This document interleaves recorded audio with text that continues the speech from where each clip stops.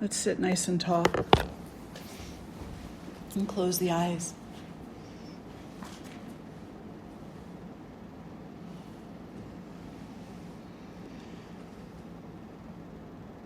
Connect with the breath, the inhale and the exhale.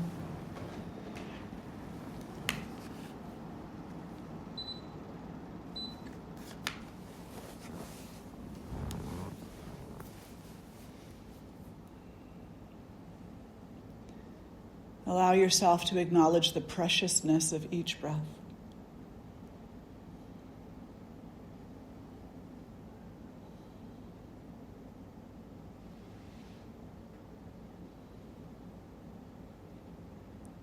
Allow yourself to feel the benefits, all the gifts that each breath brings you. The inhalation nourishing you, bringing oxygen and nutrients to you, bringing energy to you. And the exhale, emptying you out, allowing space and the relief of space, detoxifying, alleviating your body of toxic buildups.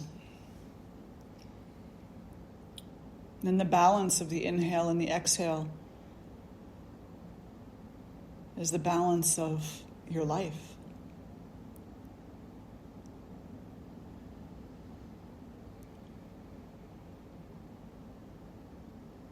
They fluctuate as they need to. More energy is needed, the inhale becomes stronger. More relief is needed, the exhale becomes stronger.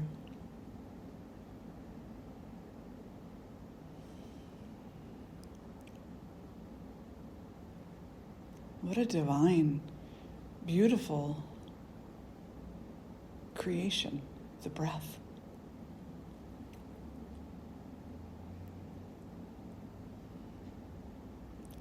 With gratitude for that breath, draw your hands together in front of the heart.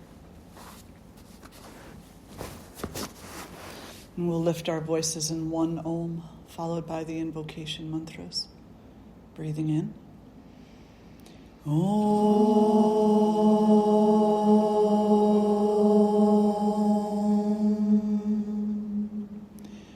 Shri Guru Bhyo Namaha Hari Om.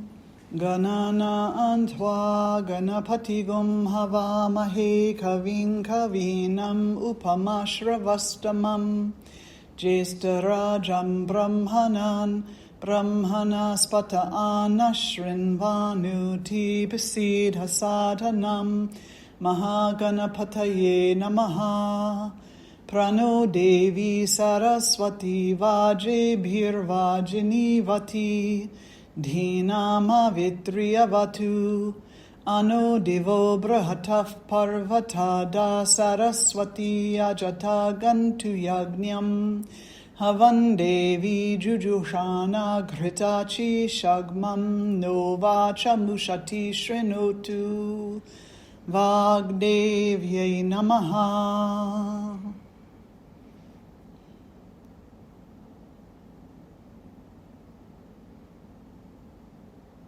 And gently releasing the hands down and fluttering the eyes open. So today, I thought we'd talk about a little bit of an abstract concept, and that concept is beauty. And so there's lots that can be said about this, but this conversation is being inspired by the upcoming spiritual studies module that starts tomorrow night.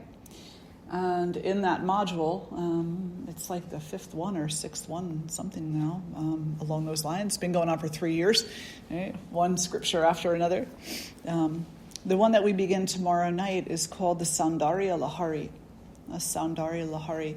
Even the name of that scripture is beautiful. You know, it's, I don't know, there's something both delicate and strong about it, something dancing and creative about it. Saundarya Lahari. And what it translates as is, it's often translated as the ocean of beauty. But the actual translation of Saundarya is a pulsation or pulse or surge. So it's the surge of beauty. And the crux of this scripture is that it was written by an individual named Shankarya. And so Shankar, or Shankaracharya, was a great sage who lived a long, long time ago. And he wrote many scriptures, many, many scriptures. He was primarily in his life, a devotee of the father figure, Shiva, Vishnu, Brahma, any other masculine form. And of course he had awareness of the Divine Mother, of course, But that was not his priority. And then something changed. And there's a story, and I don't know how true it is or how untrue it is, but it sounds very true. Sounds like a definite possibility. But there's a story, and it says that one day he was walking along the river, and he had to get to the other side. And so he went to a very shallow area where there were some stepping stones. And as he started to walk across this shallow part of the river with the stepping stones, there was a great surge, a great coming forward of waves. And then soon he found himself to be underwater drowning. And, if you've ever seen, like in a movie or something, someone drowning, they go down and they come back up. Every time he came back up, he saw a woman standing on a rock, looking at him and laughing. And he was saying, "Help me, get me out of this water." He would come up, he'd look at her, he'd go back under. At some point, either the water went down and he ended up on the shore of the river. However it happened, when he came to, he realized that what he saw was the Divine Mother. And that her laughter was not a ridicule of him, but it was an explanation of the way that we use our minds sometime in order to make things mundane and meaningless that actually are the exact opposite. So her laughter was to imply to him that his attachment to even this life and then his detachment from her were both ignorance. That his idea that only the Father is supreme and that, the Divine Mother has no supremacy. She's there, she's some kind of important, but not supreme.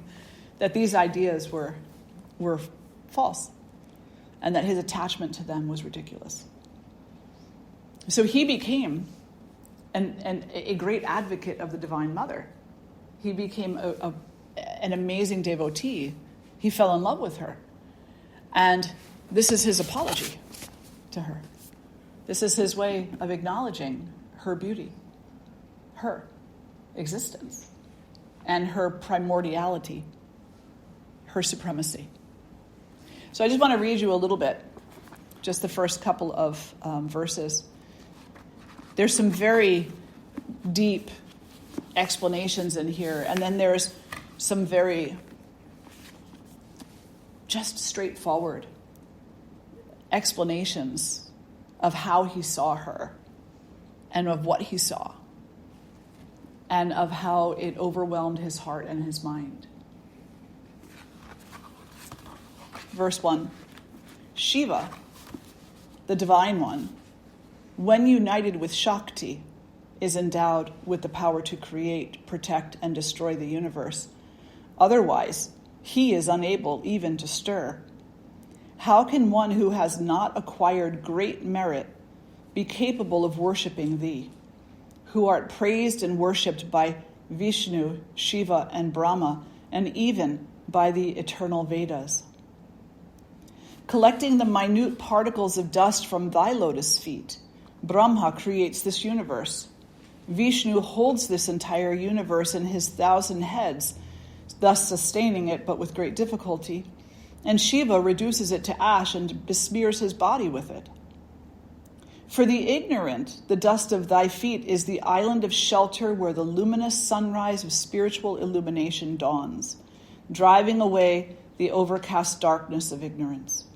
For the dull-witted, it becomes the cluster of flowers from which the nectar of awareness gushes forth. For the destitute, it is a necklace of wish-yielding gems. And for those immersed in the ocean of samsara, it becomes their uplifter, like the tusk of Vishnu, which raised the earth from submergence when he incarnated as Varaha, the cosmic boar. Excepting thou, all other deities grant protection and boons by hand gestures called mudras. Thou alone art not given to such demonstrations of bestowing boons and shelters. Instead, thy 2 feet alone are capable of providing protection from fear, the shelter of the universe, and granting more than could ever be desired. Long ago, adoring thee, who bestows prosperity on all thy devotees, Vishnu could become an enticing female and stir passion even in Shiva. Even Kamadeva, the god of love, having bowed before thee in devotion, has become such an attractive personality to his consort Rati, and is thus capable of inciting great passion, even in the minds of sages. O daughter of the snow-clad mountain, having obtained some little favor by thy sideways glance, Kamadeva, even though bodiless, is able to conquer the world with a bow of flowers, a bowstring made of honeybees, only 5 arrows in his sheath, the southern breeze as his war chariot, and the spring season as his assistant.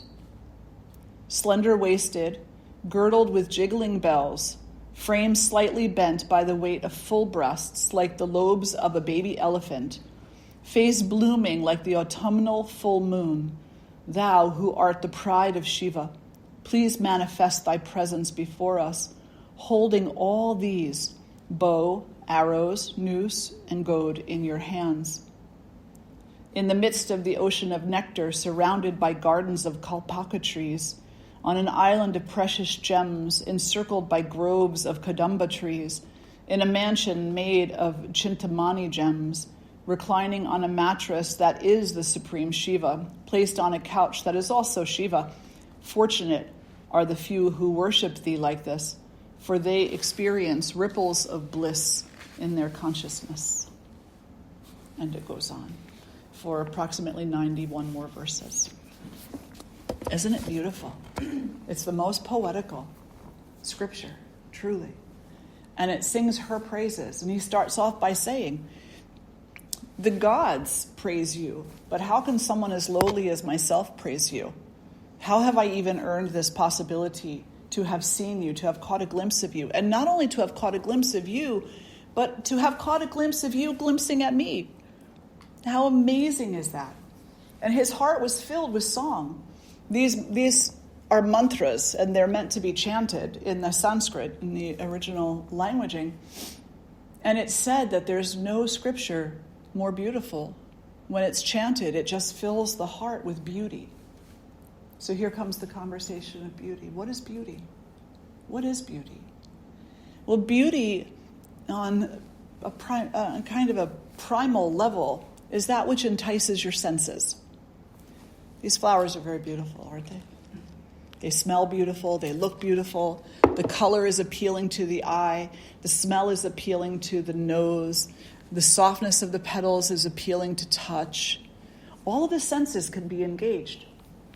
Maybe there would be a little honeybee, and the sound of the happy honeybee buzzing would be appealing to the ear, as long as you weren't afraid of bees. Right? So the first level of beauty is in the primal aspect of beauty.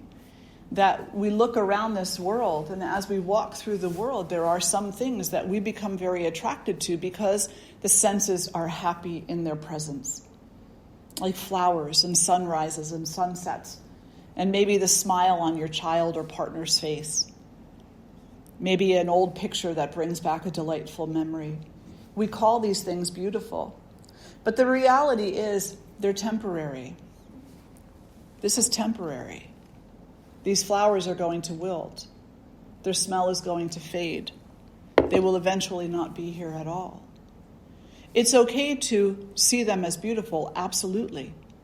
But we need to understand that beauty of a primal nature is temporary in nature and therefore cannot be lasting in our senses, cannot be lasting in our mind, and cannot have a lasting effect on our heart.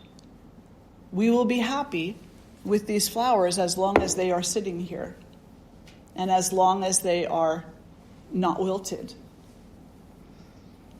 Has anyone ever sat next to a wilted vase of flowers? What's the first thing your mind thinks? Well, that's not pretty. Got to get rid of those. So in this primal aspect of beauty, there's also an opposite, ugly, that which is not attractive to the senses. And so that comparison between beauty and ugly drives us to push and pull, to grasp and to throw away, to compare. And in that comparison, there's pain. In that comparison, there's pain. In the longing of the senses to acquire beauty, to take hold of beauty, to take control of beauty, there is also the longing to expel ugly, to get rid of that which is not attractive to the senses. And in that battle, there's pain and there's suffering.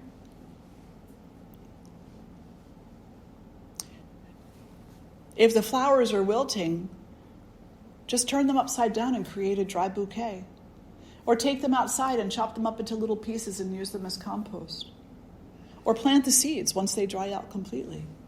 See the utility of the change rather than the damnation of it. See how, in order for life to continue, this little flower has to die. This little flower can't be here forever. Its job is not to be here forever. Its job is to eventually dry out and disperse its seeds so that there can be more flowers.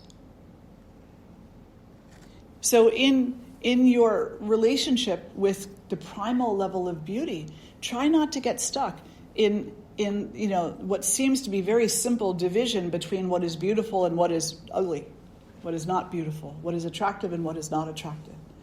Instead, try to find the beauty in those things that repulse you. Try to find the beauty there.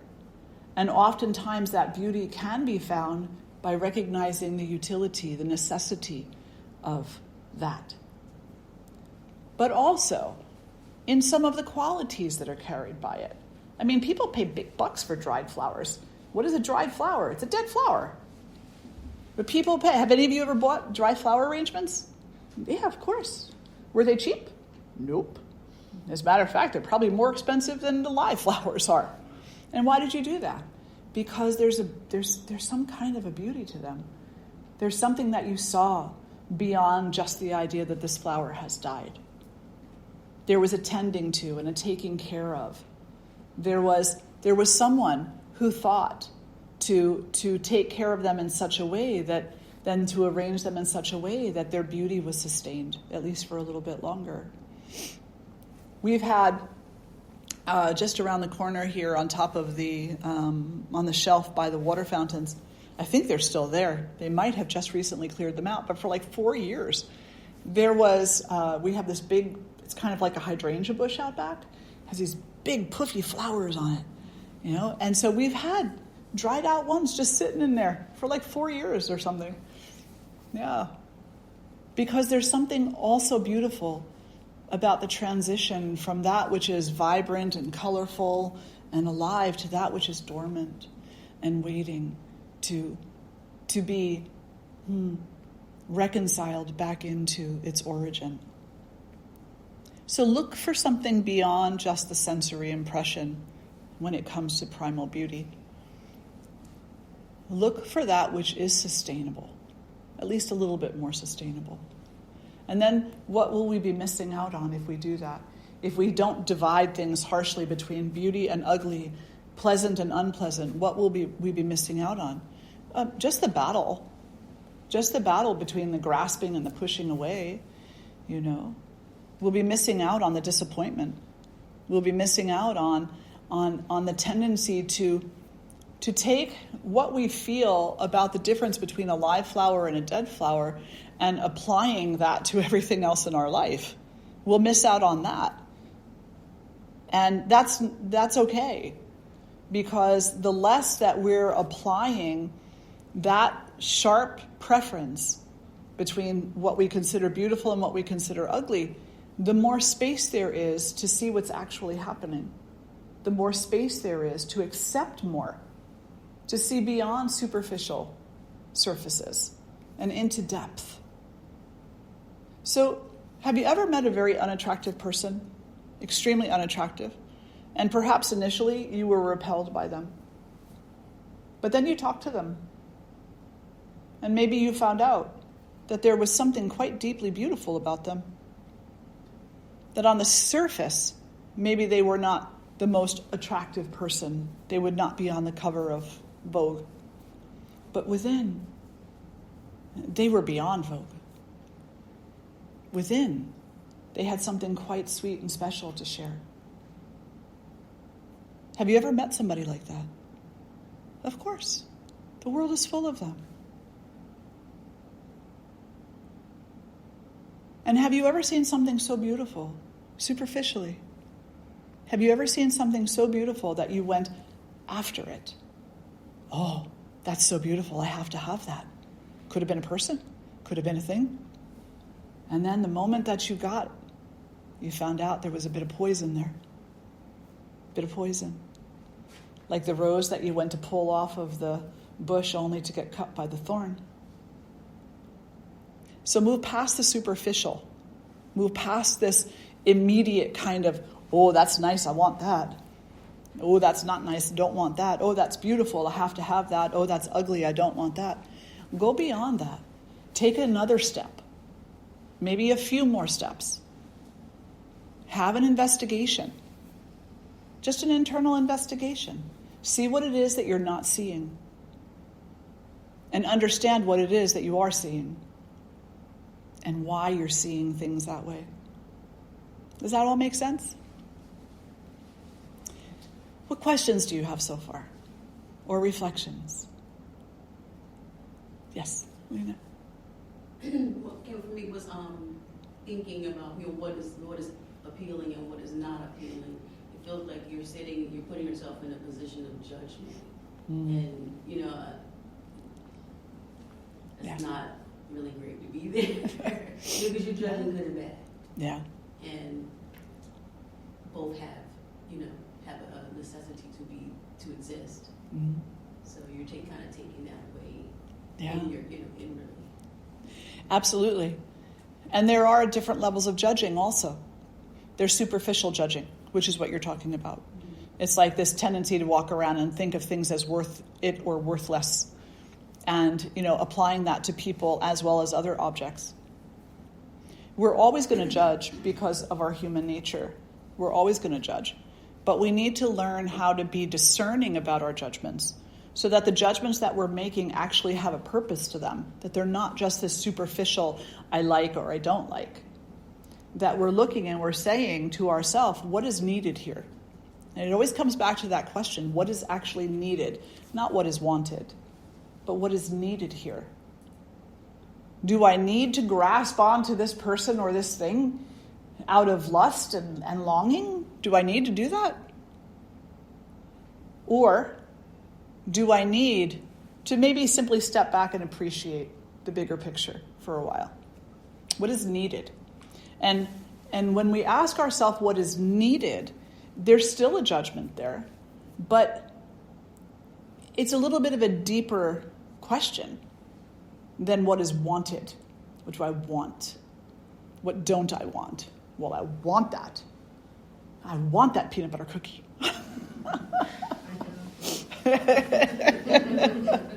I want that enchilada. Right? But is it needed? Now, you're not going to catch yourself every single time. You're going to have reactions because for however old you are, that's how many years you've been trained at it. And by now, you become quite masterful. Absolutely. So it's not going to be overnight that you're able to catch yourself more often than not. But you have to start somewhere. And so you start wherever you can. And you say to yourself, maybe you have a neighbor. Maybe you have a neighbor, and that neighbor, the only time you see that neighbor is when they're going out to get their mail. And they're gruff, and they pout, and they seem mean. They have that kind of energy about them where they're just like not an attractive person, energetically speaking. Can you suspend that judgment? Can you suspend that Even if you've had run-ins with them before and their behavior has proven in line with your assumption, can you still suspend your judgment and take a moment to acknowledge, I am not even trying to see the beauty of this person. I am not even making the attempt to understand them. I am leaving them in a hole of misery. That's what I'm giving them, because I am not even making the attempt to understand them or their life. And how do you know? You don't know. Maybe they're in a marriage that is difficult. Maybe they have a history of abuse or disappointment or loss. Maybe there's a lot of trauma there. Maybe there's a lot of sadness. Maybe their own life experience has left them in a place where they find it hard to show you their soft side because they're afraid that you'll hurt them too. There's so many likelihoods that to just look at a person and say, man, that scowl on their face tells you everything you need to know about that person, right? And we do say that, don't we? We do make that judgment, very superficial judgment. The moment you start making that judgment, try to catch yourself and say to yourself, I am not going to make that judgment about this person. Instead, what I'm going to say is, I'm not doing anything to try to know who this person is. I have no idea. I have no idea. And so because I have no idea, I'm either willing to take the step of inquiry and wish them a good day, say something pleasant to them, or leave them alone and just in your heart wish them well. Whatever suffering they're carrying on their shoulders, may it be lighter. May it be lighter.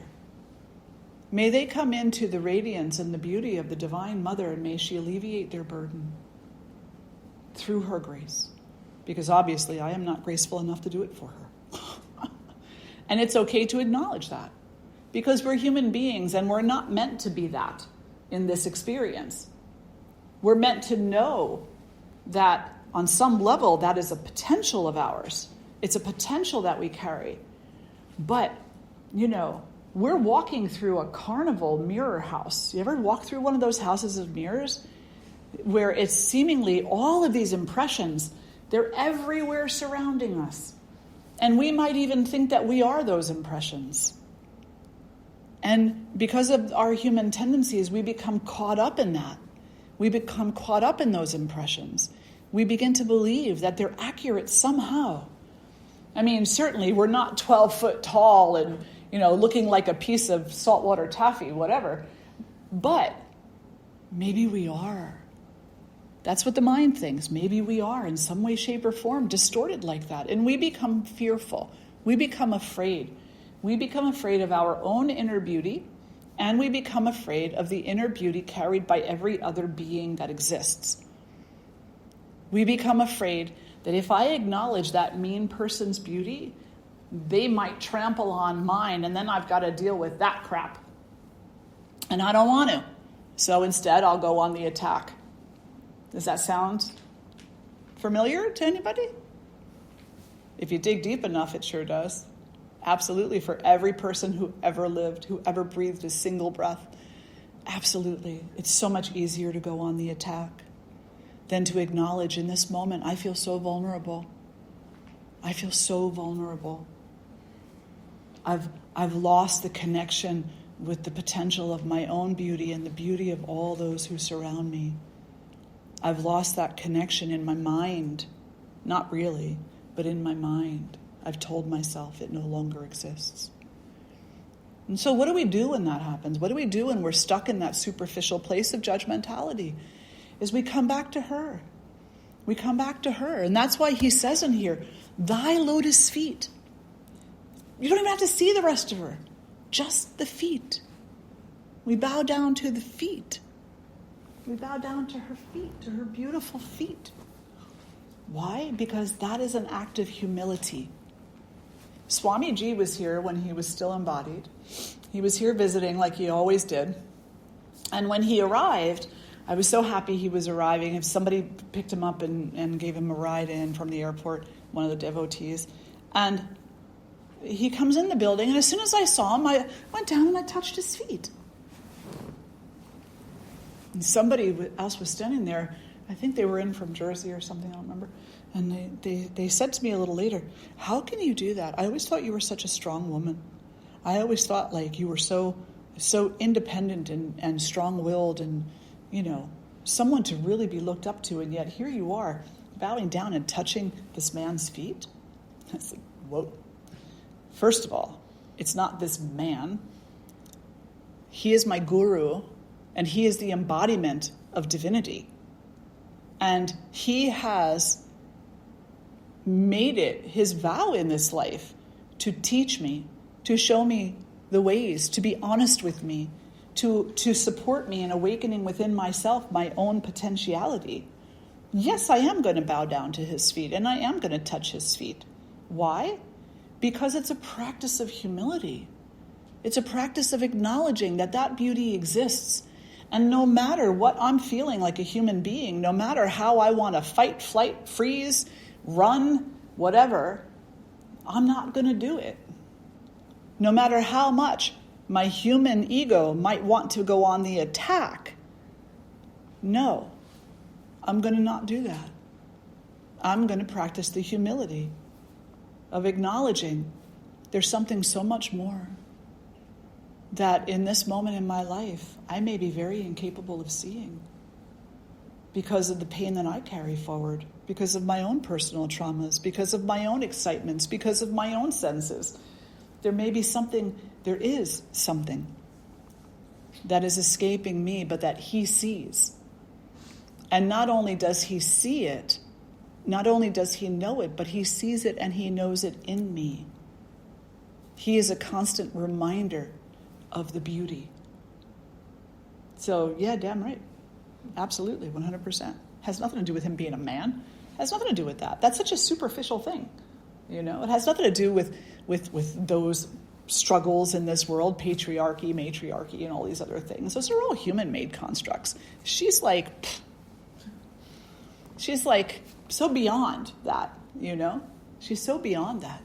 And yet she's the essence of his heart. She's the essence of his being. She's the essence of your being, of your heart. I'll bow down and touch your feet too. Absolutely. Absolutely.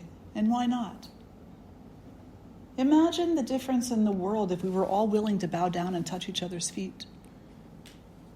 In humility and with integrity and reverence. Because we saw the beauty in each. Not our own sensational struggle between what's pleasant and what's unpleasant, but the truth. So we have this primal level where beauty is something stimulating. It's something that's very sensory oriented. What we see, what we hear. You ever hear beautiful music? Isn't it beautiful? I mean, if it's the violin or the piano or the guitar, it's something that compels us to just close our eyes and be with that. It's so beautiful. But you ever hear somebody hit the wrong note? Oh, Lord, it's so ugly. Or it can be. Have you ever heard somebody really hit the wrong note? Like a little kid learning how to play the violin? Or a little kid learning how to play the drums. Have you ever listened to a child trying to learn how to play the drums? Initially, when they're first introduced to the drums, it's just not pretty. It's just not pretty. It's beautiful, but it's just not pretty to the senses. Go ahead. Can I ask, Yeah. just in reference to that, to understand where we are seeing beauty, just as you said that was beauty, it's the intention behind what they are trying to do that elicits that beauty. And whatever we hear can be pretty, not be pretty, but as you say, it's still beautiful within that realm. Absolutely. 100%. Because, and particularly with regard to music, particularly, because this whole universe is sacred sound. And here is a child who's connecting with that sound. No matter what it sounds like to our human ears, it doesn't matter. There's a video going around right now. It's kind of like it's a meme thing going around, or a little blurpy thing from TikTok, I guess. I don't know. But it's this dog. And this dog was caught on video, like they have a home surveillance video, and they're watching the dog. And the dog jumps up onto the bench of the piano. There's nobody home. He jumps up onto the bench of the piano, and he hits the keys. And when he hits the keys, he howls. And he does this over and over again, And to the human ear, it don't sound pretty. It sounds like some banging on a piano and a dog howling. But to understand what's actually happening there is so beautiful. So beautiful. Here's this being who's connecting with the sounds of the universe. How much more beautiful does it get, We understand this very directly in yoga, and in the practice of mantra. Because in mantra, it's not about having a pretty voice. Who cares what your voice sounds like? It doesn't matter if you can't sustain a note. It doesn't matter if you sound like, I don't know, a bunch of cackling chickens or something. Who cares? That's not what matters. What matters is the connection. The human soul, the spirit, the heart reaching out and saying, this connects me to that. It takes away the separation and reminds me of the unity. And that is an absolute beautiful, beautiful thing to witness. And there's a saintly woman who there was a group of people doing a kirtan, and they all very classically trained musicians, all spot on. To listen was absolutely beautiful. And then they introduced this woman coming out, this again very saintly individual, sannyas, and they say when she starts chanting, leading you in the next chant, what you're going to hear is heaven. And so she started chanting, and what the human ear heard was not heaven. It was an older voice that was weak, didn't sustain itself easily, was struggling. But what the heart heard was purity, absolute pure devotion, absolute beauty, 100%. There was 100% beauty in her presence, 100% beauty in her devotion, 100% beauty in her wisdom, and 100% beauty in her expression of that. No matter what the senses in their primal state felt about it, she was beauty incarnated on all levels. So try to go beyond whatever assumption or judgment you've made about anything, and find something in there that reminds you of the inherent beauty of all things. And how can there be inherent beauty in all things? Because she is everywhere and in everything, without exception. She is, and I'll read it if I can find that verse quickly.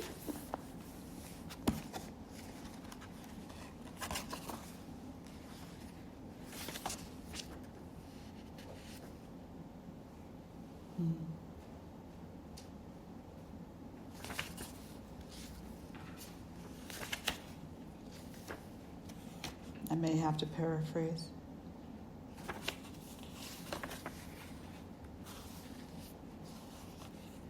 He goes on to say that there is nothing in this universe that can happen without her. that she is energy itself. She is the energy of the flower blooming. Shakti is the energy of everything. The power to manifest itself is inherent in the supreme consciousness, and that power is Shakti. Energy in all forms: organic, physical, mental, emotional, spiritual, kinetic, electric, and electromagnetic. Shakti literally signifies that which has the potential to create. When people create ideas out of thin air, they are revealing Shakti. There are people who create empires, and they too are revealing Shakti. Anyone who exhibits talent and creativity puts Shakti, or the power to create, on display. Even the creation of a beautiful moment in someone's life is a glimpse of Shakti. Shakti is that force which can be known through her multifarious activities. Shakti is present even in an abstract thought or idea. Without Shakti, without energy, without that divine mother, one could not think or have any plan or purpose. Every situation and event is a display of her grace. And that's not from the scripture, it's from the commentary associated with it by Swami Satsang Saraswati. So she is everywhere, in everything, at all times, without exception. She's in the things that our senses say, oh, that's beautiful, that's so pleasant, that's so wonderful and pleasing. Let me have that. She is present in the things we say, oh, that's ugly. I don't want that. She's present in everything. Everything. Well, how can she be present in the things that are difficult? Horrible even. How can she be present there? How can she be present in what's manifesting in different parts of the world right now? Isn't she grace? Isn't she love? How can she be the essence of what's happening there? Well, when you see what's happening there, we have to try to understand a few things that are very complicated. The first is that human beings have something called free will. And the mother does not interfere in that free will. She has given you her energy. She has given you her energy. She has given you her energy. Every single person in this room has been given her energy, and she has said, now you use that energy as you see fit. And in using that energy as you see fit, you will either take yourself seemingly further away from me or closer to me. I will not interfere because you have the gift of free will. So if you decide to take my energy into the world and commit violence with it, it will just take you that much longer to come home to me. But if you take my energy into the world and commit peace with it, then you'll know me now.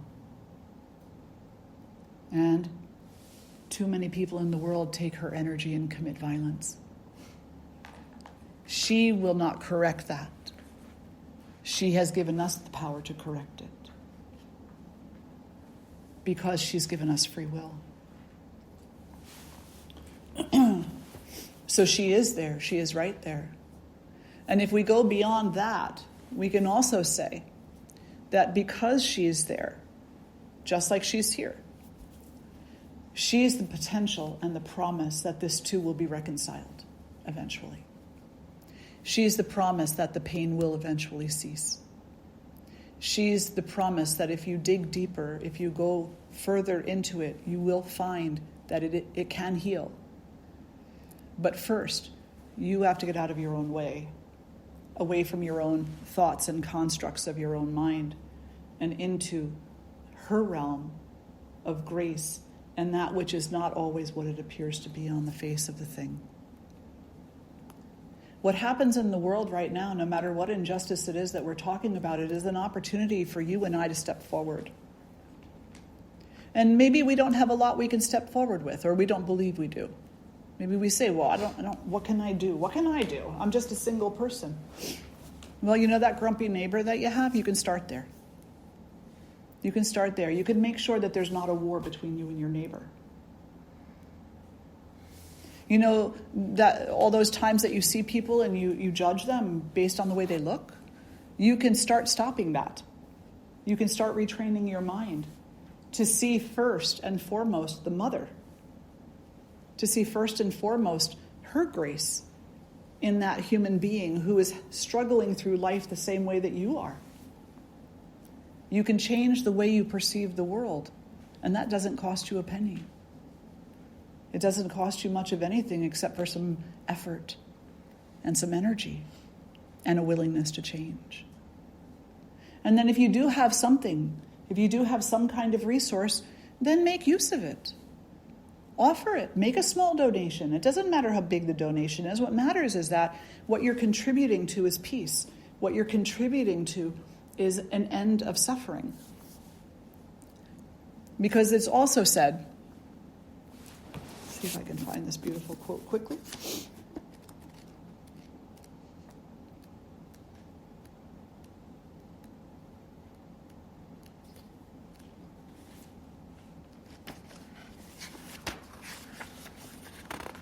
It is also stated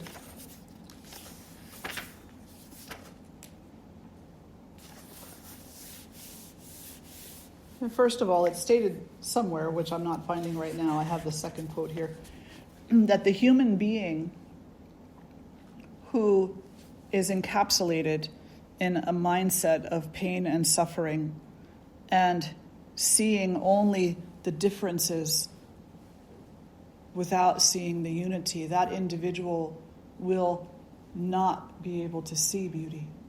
Not really.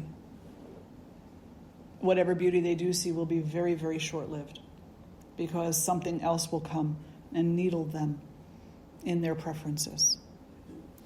But in the Kurma Purana, it also says, this is her promise, just as water has the inherent quality of putting out fire and sunlight wards off darkness, so too, in this Kali Yuga, the name of Devi is verily capable of destroying all of our ignorance and misunderstandings.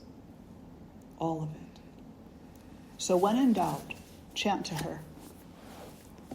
When you're not sure the next step to take, chant to her. Look for her. And when you see her, then you'll see the beauty and you'll know what needs to be done.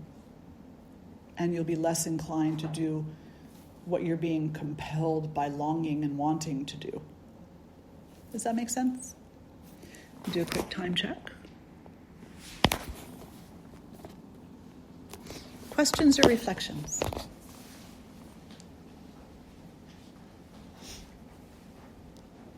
No questions so far? Okay. Let me read a little bit more for you then, because it's just such a stunning scripture.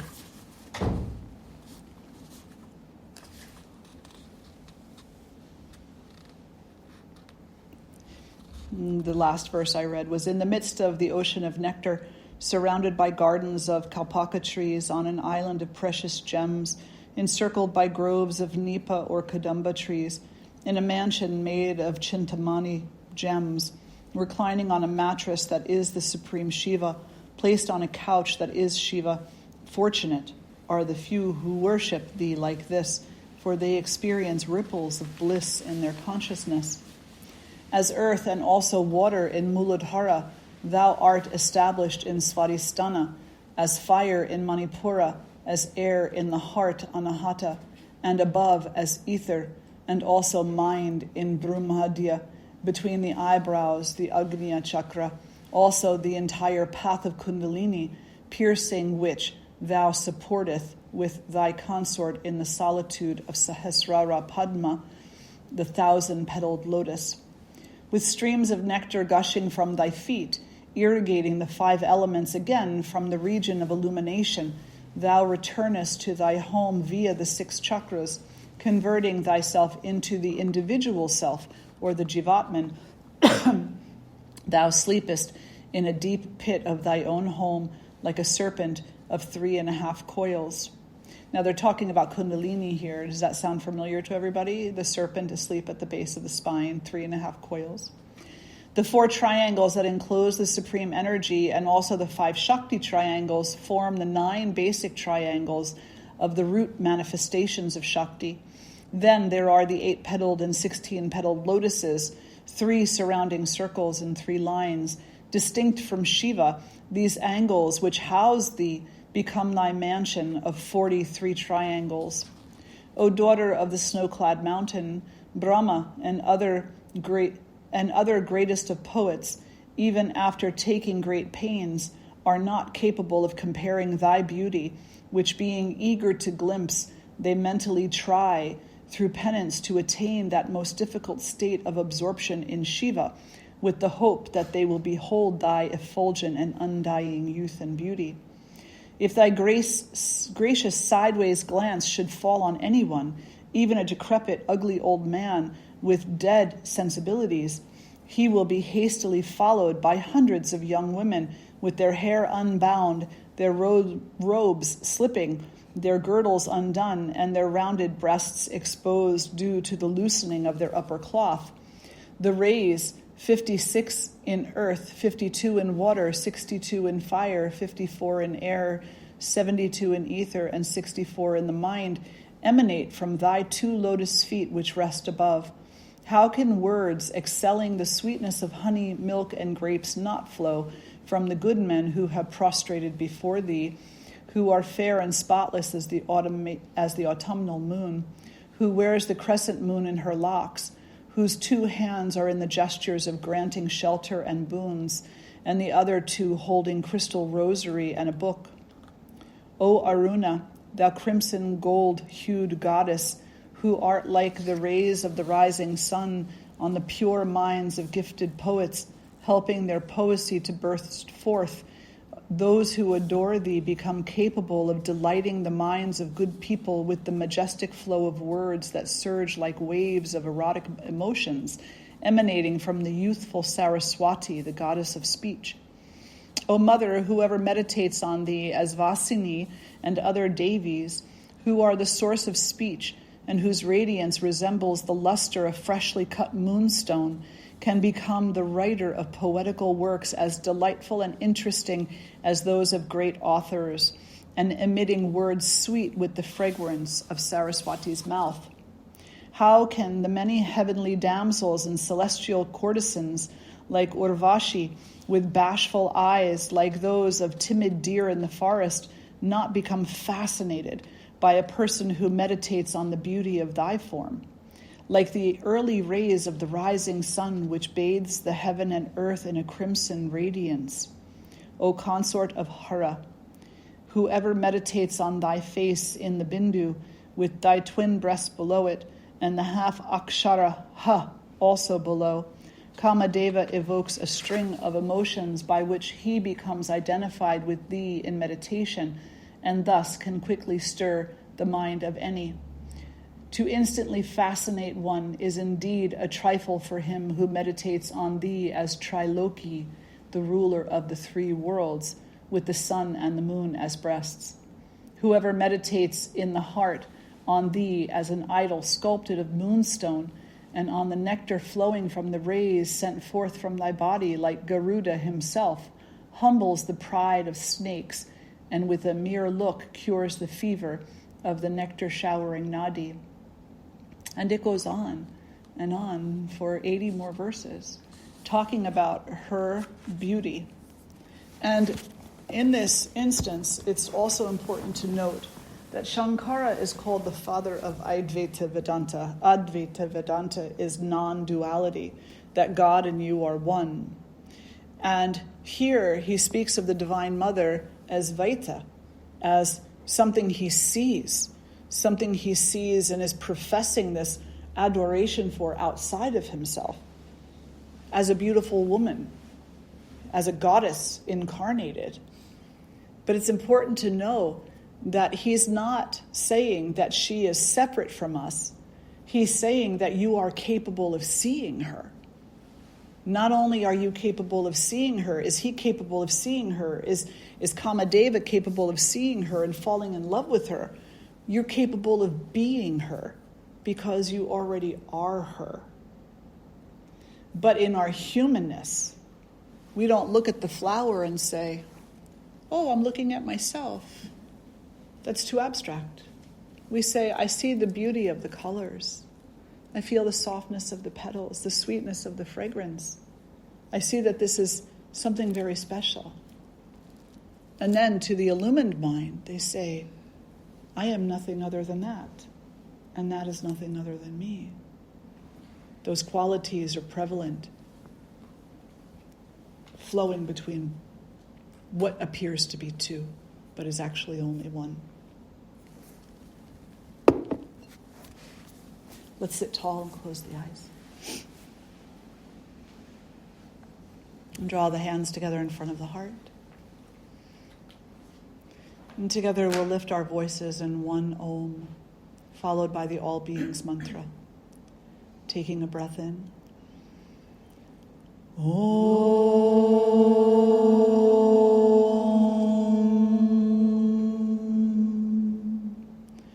Loka samasta sukhino bhavantu.